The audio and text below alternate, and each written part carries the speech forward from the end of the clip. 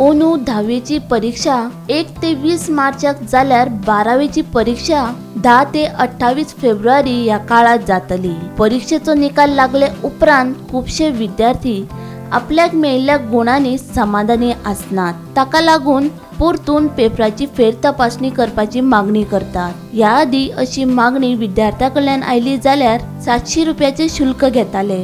मात हे फावटी दर एका प्रश्ना खातीर 100 रुपया शुल्क घेवपाचो निर्णय गोवा बोर्डान घेतला, अशें गोवा बोर्डाचे अध्यक्ष भागीरथ शेटये हांणी सांगले।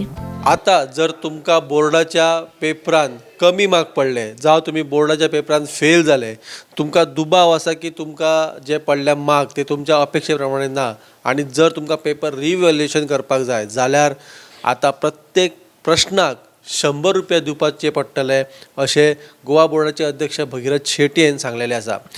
पयलीं जे रिवॅल्युएशन आसताले ते रिवॅल्युएशन सबमीट केल्या उपरांत पुराय पेपर चेक जातालो, मार्क्स कावंट जाताले, प्रत्येक क्वेश्चन परत चेक केलो वयतालो।